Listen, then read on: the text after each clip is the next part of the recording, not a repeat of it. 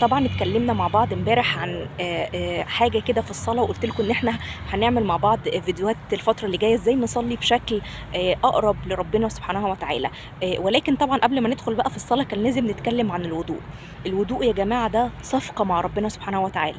عارف لمّا حد كده يكون جاي بيقول لك هات المبلغ الفلاني هادخله لك مشروع وهادّيه لك أضعاف مضاعفة، أنت هتعمل الموضوع ده وأنت متحمس جدًا علشان أنت شايف النتيجة بتاعة الحاجة اللي أنت بتعملها دي، فأنت مبسوط جدًا.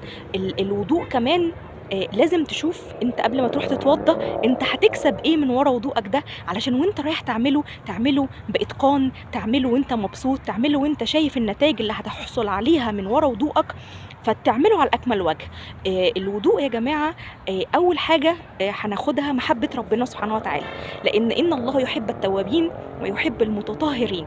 طب ولو هو ده بس المكسب من الوضوء ده هي كده تمام وفل أوي، إن ربنا يحبنا عشان إحنا بنتوضّى، إحنا مش عايزين حاجة تانية من الوضوء. طب ما بالك بقى إن هو في حاجات تانية كتير في الوضوء.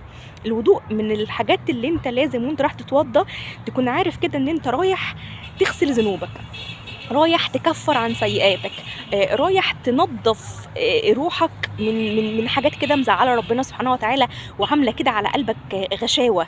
لإن وأنت بتتوضّى بتغسل وشّك، الذنوب أي حاجة عملتها حرام بعينيك، يعني ذنوبك بتنزل من عينك كده وأنت بتتوضّى، بتنزل من إيدك وأنت بتتوضّى، أي خطوة خطيتها في الحرام بتمشي من رجليك وأنت بتتوضّى. فبالتالي أنت بتنضّف أعضائك كده من أي ذنوب زعّلت ربنا سبحانه وتعالى. طب وهي دي مش صفقة؟ دي صفقة كبيرة جدًا يا جماعة، إن أنا هاتوضّى كده بشوية مَيّة هاغسل كل الذنوب دي، دي حاجة جميلة جدًا.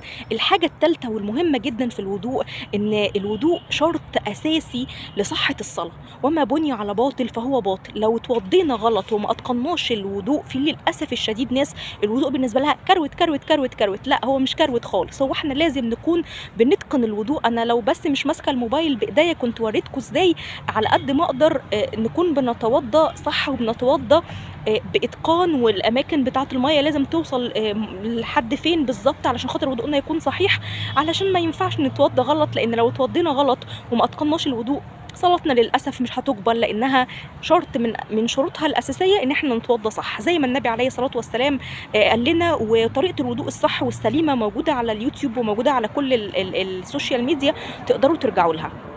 طيب إيه تاني يا مروة من مكاسب الوضوء؟ من مكاسب الوضوء الحلوة جدًا اللي لمّا باسمع عنها كده بينشرح صدري إن أنا رايحة أتوضّى، إن النبي عليه الصلاة والسلام حبيبنا وشفيعنا واللي بنرجى كده إن إحنا نشوفه يوم القيامة إن شاء الله بفضل ربنا هيعرفنا، لإن هو ما شافناش في الدنيا.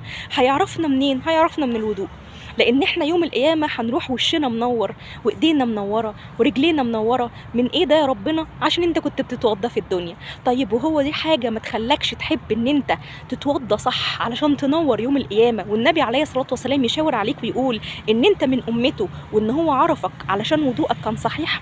الوضوء من ضمن الحاجات اللي تخلّيك وأنت رايح تتوضّى تكون مستشعر إن هو حاجة مهمة جدًا لازم تتقنها، إن هو اعتبر نفسك بترمي أساس لحاجة، لإن هو أساس الصلاة زي ما قُلنا. فالأساس ده هو اللي بناءً عليه اللي جاي كله هيكون جميل، أو لو لا قدر الله ما كانش الأساس صح يبقى اللي جاي كله رايح كأنك ما عملتهوش. يبقى إزاي إحنا ما نتقنش الوضوء؟